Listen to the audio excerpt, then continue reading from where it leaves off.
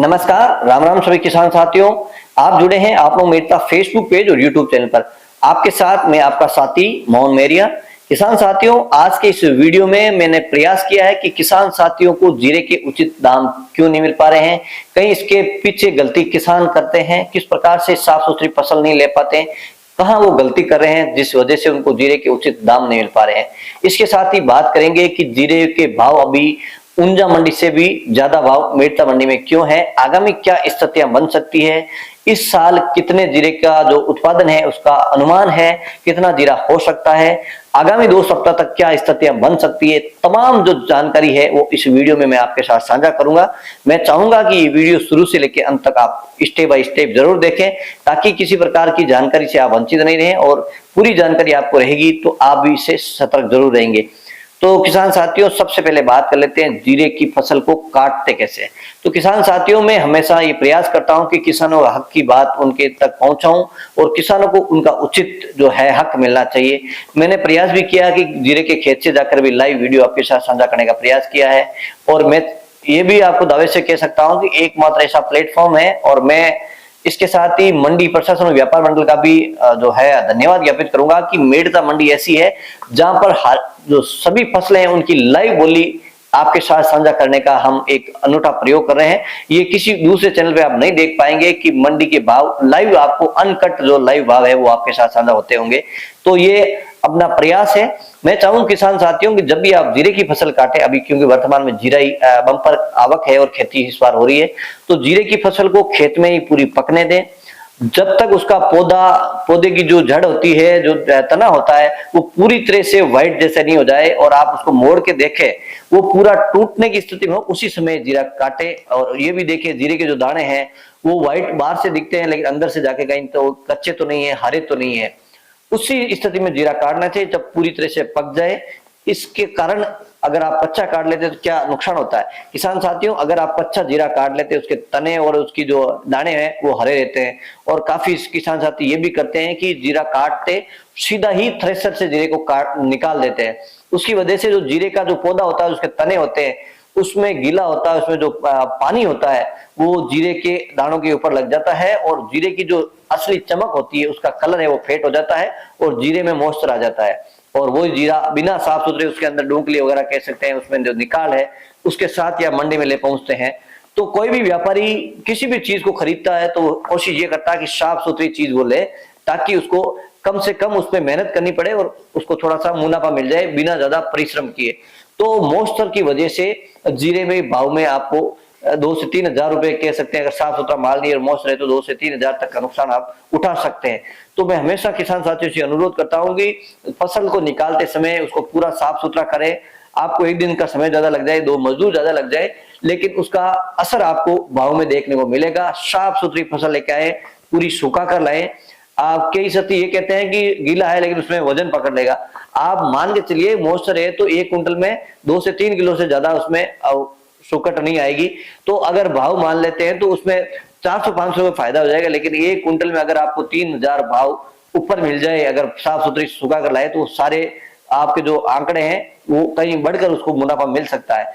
तो जीरे की फसल, और सबसे पहले किसान साथियों जब भी आप जीरा काटें, संभव हो तो जीरे को आपके खेत है, जैसे अभी आप देख रहे हैं मेरे खेत का जीरा है और इस जीरे को हमने खेत के बीचों बीच ताली लगाकर इकट्ठा किया है और ये पल्ली से लाकर हम डाल रहे हैं, ना कि ट्रैक्टर ट्रॉली के अंदर डाल रहे हैं। उसमें क्या होता है किसान साथियों, ट्रैक्टर ट्रॉली में अगर डाल के लाते हैं, हालांकि मजबूरियां होती है, किसानों के बड़े फार्म होते हैं तो उसमें ये संभव नहीं होता, लेकिन छोटे किसान है तो वो ये जरूर ध्यान रखें कि उसको पल्ली से लाके ताली में डालें। तो इसका फायदा ये होता है कि एक तो जीरे को आपको जो सूखने में आसानी रहती है। आप ट्रैक्टर ट्रॉली में डाल के लाते हैं, उसको जैसे वेट करके उसको पूरा दबा के लाते हैं, उसमें और ज्यादा मॉइस्चर आ जाता है और उसको 2 दिन ज्यादा सुखाने की जरूरत पड़ती है। और सबसे बड़ी ये है कि आप जब भी उसको निकालें, कोशिश करें कि ट्रैक्टर से उसको दबाकर, जैसे अपन देसी भाषा में कहे तो गाय टकर के निकालें, उसकी जो डूंकली है वो साइड में कर दे। इससे ये फायदा होगा कि जीरे में जो डूंकली है आपकी बहुत कम आएगी और उसका साफ सुथरा माल आपको मंडी में ले जाने का मौका मिलेगा। ये तो थी जीरा निकालने की। और किसान साथी, साफ सुथरा माल जरूर लेके, मैं आपसे हमेशा ये निवेदन करता हूं, उससे आपको अच्छे भाव मिलेंगे, ये आजमा कर जरूर देखें। और दूसरी किसान साथियों, अभी वर्तमान की बात कर लेते हैं तो जीरे के भाव ऊंजा मंडी से 2 से 3 हजार रुपए ज्यादा मेड़ता मंडी में मिल रहे हैं। मैंने ऊंजा के व्यापारियों से भी बात की और अभी ऊंजा मंडी में अराइवल की अगर बात कर लेते 40 से 50 हजार बोरी की आवक मंडी में देखने को मिल रही है। और जिस प्रकार से आगामी दिनों की स्थिति, चुनाव भी है, लोकसभा के चुनाव की वजह से आचार संहिता लगी है, तो इसमें जो पैसे का रोटेशन है वो भी इतना नहीं हो पा रहा जो आए दिन सामान्य दिनों में होता है उस प्रकार से। और दूसरा अभी है मार्च का महीना, तो मार्च के महीने में भी व्यापारी कोशिश करता है कि इस फाइनेंशियल ईयर में थोड़ा सा व्यापार कम करके अपना जो भी पुराना है वो लेखा जोखा उसको समेटने का प्रयास करेंगे। और आगामी मंडियां भी बंद रह सकती है 5 से 7 दिन के लिए। उसमें जो मार्च क्लोजिंग होती है, अब वो कितने दिन का रखते हैं, अमूमन 5 से 7 दिन के अवकाश रहता है। तो आगामी 24-25 तारीख से हो सकता है कि मंडियों में अवकाश रहे और जो मार्च एंडिंग को लेकर। तो आगामी दिनों की स्थिति अगर ऊंजा की व्यापारियों से भी मैंने बात की है, आप इसको कभी ये नहीं मान ले कि कह दिया वो हो जाएगा।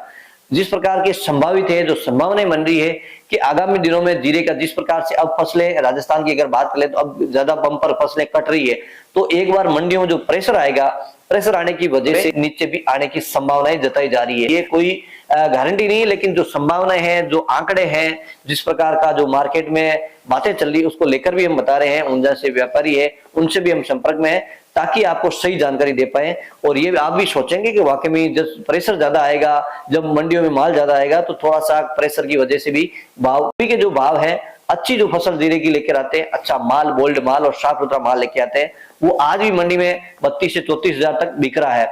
और जो लो क्वालिटी का माल है, और इसके साथ ही किसान साथियों, अन्य जिलों से अगर किसान साथी हमारा वीडियो देख रहे हैं तो आप हमेशा ये चीज नोट करें कि ये ऐसे कई लोग बाहर जिलों से लेके आ जाते हैं, लेकिन उनकी क्वालिटी और मेड़ता मंडी में आने वाली फसल की क्वालिटी में जमीन आसमान का फर्क होता है। तो आप हमेशा आपकी फसल की क्वालिटी जरूर देखें। कि मैं कोशिश करता हूं कि लाइव वीडियो होता है उसके अंदर फसल की क्वालिटी भी जूम करके दिखाता हूं, ताकि आप घर बैठे देख सकते हैं कि फसल की किस प्रकार की क्वालिटी है और उसके भाव किस प्रकार से तेज है। तो आप अपने फसल की क्वालिटी का मिलान जरूर करें, उसके बाद ये तय करें कि मेड़ता मंडी में जिस प्रकार की क्वालिटी आ रही है वो मेरी फसल की क्वालिटी है कि नहीं है, उसके अनुसार इसके भाव तय होते हैं। तो किसान साथियों, मैंने प्रयास किया है कि इस वीडियो में फसल काटने से लेकर किस प्रकार से मंडी में आपको साफ सुथरी फसल लानी है। और अगर इस बार उत्पादन की अगर बात कर लेते तो 1 करोड़ से 1.25 करोड़ के उत्पादन का आंकड़ा इस बार अनुमानित है। अब फसल काफी जो बेमौसम बारिश हुई है उससे काफी खराब भी हुई है। हालांकि 15 से 20% फसल हर बार खराब होती है। इस बार भी काफी, ये मेरे सोशल मीडिया के माध्यम से लोगों के कमेंट आ रहे हैं कि इस बार हमारे क्षेत्र में खराब हुई है, तो खराब भी काफी हुई है। लेकिन इस बार जो बुआई का है वो क्षेत्रफल भी 1.5 गुना ज्यादा था पिछले साल की अपेक्षा।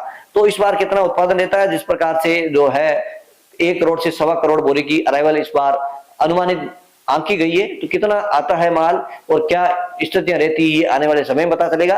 तो किसान साथी अपनी फसल को अपने सब विवेक से बेचें। आप किसी भी आंकड़े को देखकर अपनी फसल को रोकें या बेचने नहीं, लेकिन मैं जो आपको सुझाव दे रहा हूं, सुझाव पे अमल जरूर करें। साफ सुथरी फसल जरूर लेके आए और आपको लगता है कि मुझे फसल के वाजिब दाम मिल रहे हैं तो उसमें बेच देनी चाहिए। ये जानकारी बढ़िया लगी तो अन्य किसान साथियों तक वीडियो जरूर शेयर करें।